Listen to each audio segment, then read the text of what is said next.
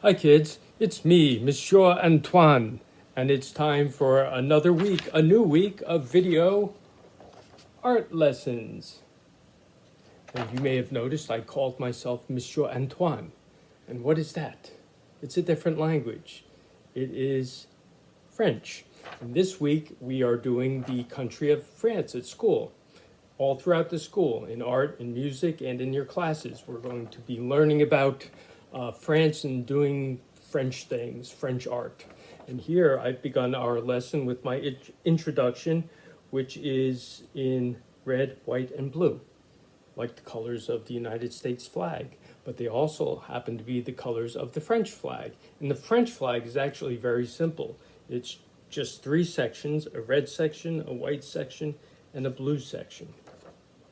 Okay, and you'll notice, if you go in real close, that I gave the letters a little texture with little dabs of my crayon, and a couple different shades of blue actually, and a couple different shades of red, and a little bit of red violet.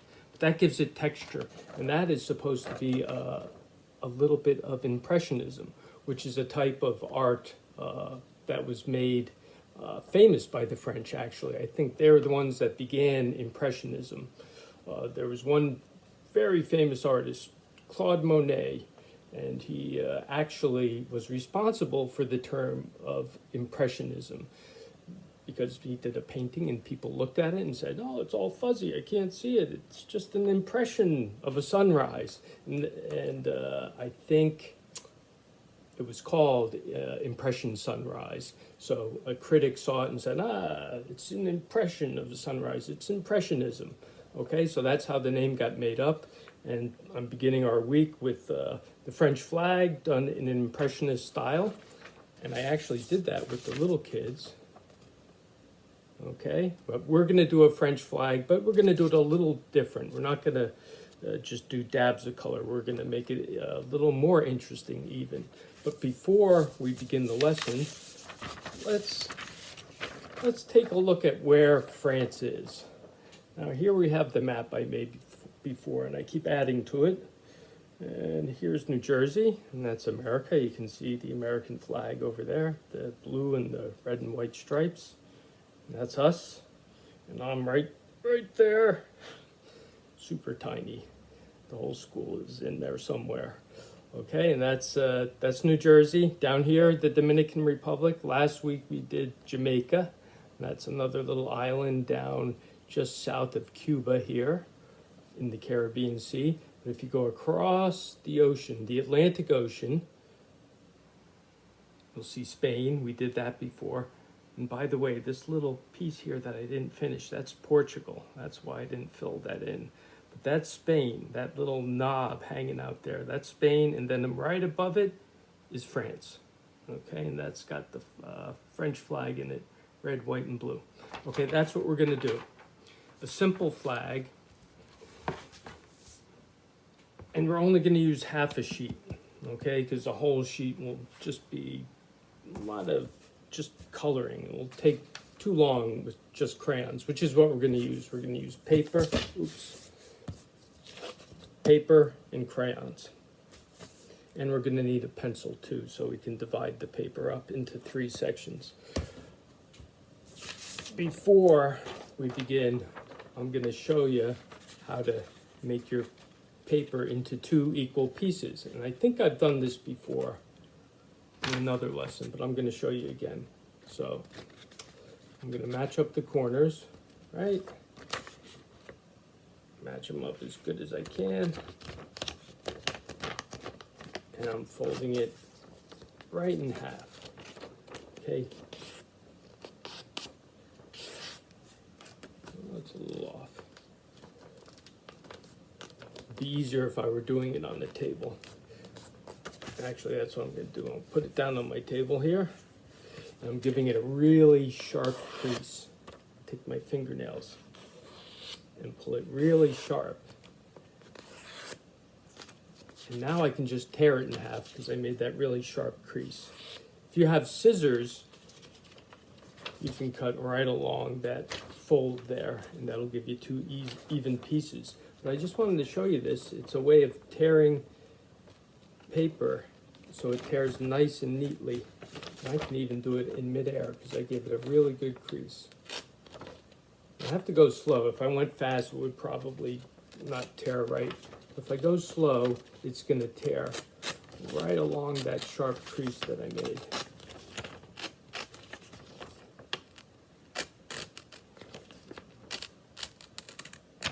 Okay, 2 equal pieces. There we go. It's got a little bit of a fuzzy edge, but that's okay. It's good enough. If you want a perfect edge, you cut it with scissors. But I just wanted to show you that. That comes in handy every now and then when you need to tear something and you don't have scissors. You just make a sharp crease and you can tear right along that crease. Okay, next step. We're doing a little math. That was division, right? We divided one piece of paper into 2 pieces, 2 equal pieces. Now we got to divide this into 3 equal pieces, just like this. See, 3 equal pieces. And what I did was, since I didn't want to use a ruler, which I could do, and I could measure out 3 equal areas, but I didn't want to do that. I just wanted to roughly figure it out, and I discovered that 4 of my fingers, let me use this as an example, 4 of my fingers cover just about 1 section if I were to divide it in 3 sections. See, 1, 2, 3. Okay, roughly it works. 1, 2, 3. 3 even sections, just using my fingers.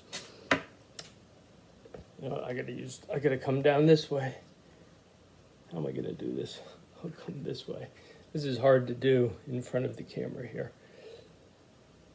All right, I'll just make a little mark there for my first section, then I'll come over again. I'll do my best. Okay, that's the middle section. Right about there. So there we go. 1, 2, 3. Pretty even. And I got to turn it this way so I can see it a little better. I can draw a line.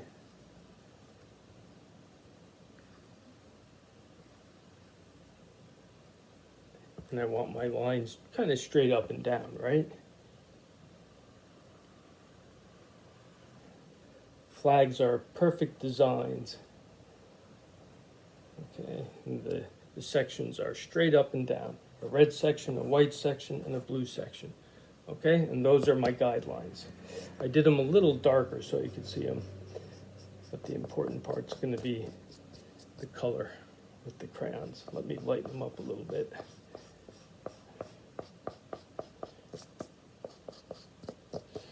Okay, I can erase them once I'm done with the crayon, I guess. All right, first section, red. Now, as I was saying, this was done in an impressionist style. I did it with little dabs of red. We've done impressionist painting before. I think with some of the classes, I did an impressionist landscape. It was a winter landscape, I think, and it had a pond. You guys might remember it. I think Sincere, you did it, Gio, that whole class there. Jonathan, remember the dabs of color? That was Impressionism. Jarrell, I don't know who's in summer school, but a bunch of you in that class, we did a winter landscape that was Impressionist. And I think we did that in some other classes too, some different landscapes. But that's what we did with this Impressionist style of crayon. But here, it's going to be a little different. What I'm going to do is I'm just going to get real fancy. I'm just going to make swirly lines, and I'm just going to fill it in.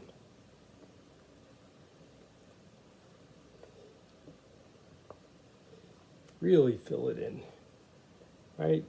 And you can do whatever you want. I'm doing swirly lines. I like swirly lines. And you just fill it in. You make that whole red rectangle into something of a design, but it's all done in red. So it looks, or it will look kind of like a solid red once I'm done with it. That. Maybe over here, I'll go like this.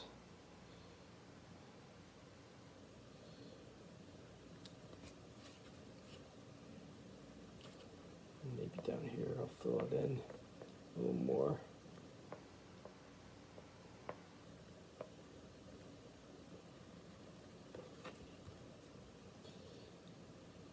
Maybe up here, I'll do another big swirl. Now with the little guys, I did the Impressionism because that was easier to do. I think you older kids should be able to do something like this. Even though tomorrow we are all going to be doing some French Impressionism. Okay, and I thought that would be good for the little kids to get a little bit of practice doing it. But you guys, you've had practice doing it before, so I wanted to do something a little more interesting over here.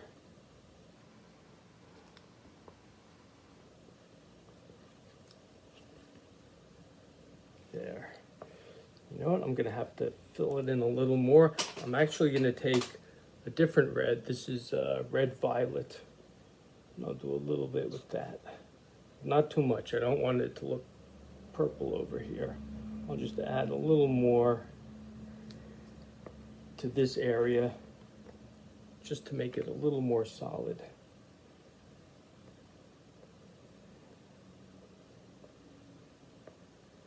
And I think that different shade of red, that red violet, makes it a little more interesting, but it'll still look like a red rectangle,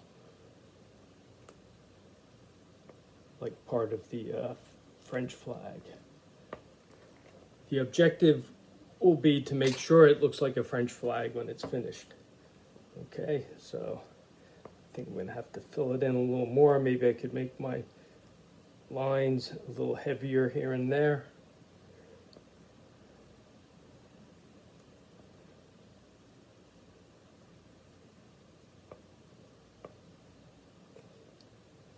Now you could do a different design. Maybe you could do lines going one way and then another way and then another way. As long as you make it some sort of interesting design and not just a solid red. That's what I was trying to avoid. If I wanted just a solid red, I could take construction paper, cut out a red rectangle, paste it down, get a blue piece of paper, cut out another rectangle, paste that down, and boom, it's done. 1, 2, 3. But we want this to be a little more artistic, a little more interesting.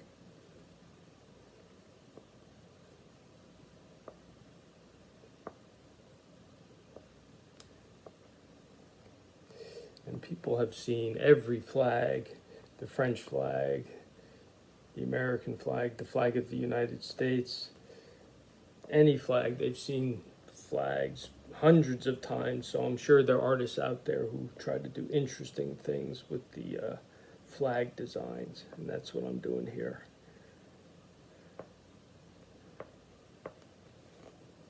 Okay, so that's mostly red. I have to make it a little more solid, especially near the edges, so it looks like a rectangle for sure.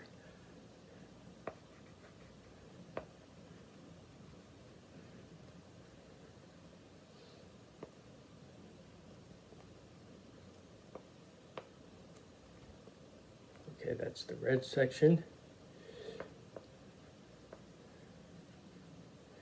And the white is going to be easy because it's just white. We don't have to do anything. It's already white. Now the blue section. And I'm going to do the same thing. I could do something different, but I think I'll keep the same swirly style. I'm just making spirals. Blue spiral there. Maybe one going this way. That. There. Let's see. here.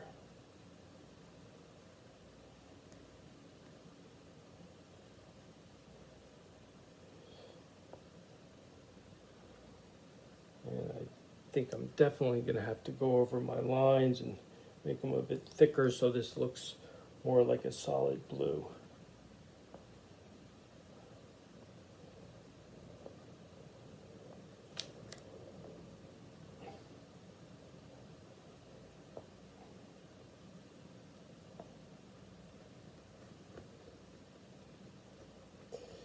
And filling it over here. I got to make sure it's completely filled in. Like I said, it's got to end up looking kind of like a solid blue rectangle, so that when someone takes a quick look at it, they're going to say, ah, it's the French flag, even though it's got this funny design going on. So here I'm going to heavy up my lines a bit so it's mostly blue. And you can see a little bit of white in between.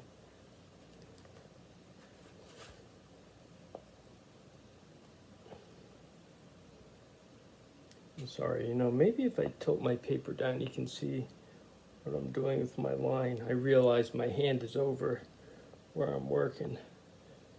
It's a little tricky doing this thing in a camera eye, in a camera view.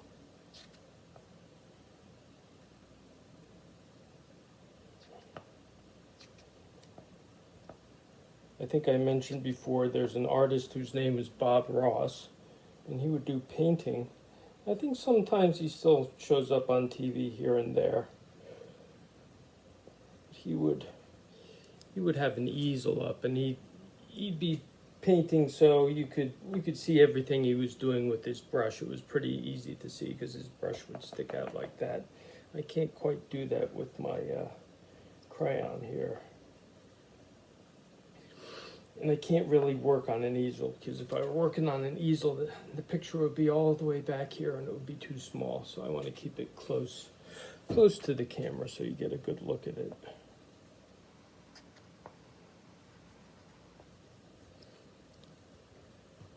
Okay, I think I got to fill it in a little more.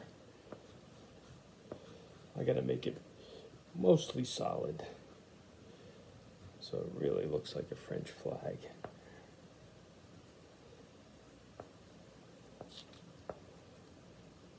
Now this was just a concept in my mind. This is the first time I'm ever doing something like this. And sometimes I'll have an idea in my head and it may not work as well as I'm thinking, but that's where the artwork comes in, the work. You look at it and say, oh, I need to do this, I need to do that to make it work a little bit better. Okay, that's pretty good. I hold it all the way back there. It looks pretty solid. Maybe not quite enough, but that's the idea. Mostly solid.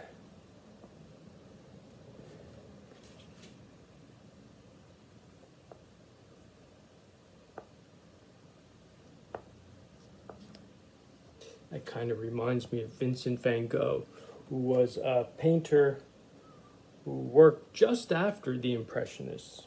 Okay, he wasn't French, he was Dutch, but he did work with the French Impressionism, or French Impressionist painters, other French Impressionists. He knew them. And he tried to paint like an Impressionist, but he often had these very energetic, swirly looking pictures. There's a picture called Starry, Starry Night, and it kind of looks like this. It's got all these swirling patches of blue in the sky. Some of you may have seen it before. It's a very famous painting. Okay.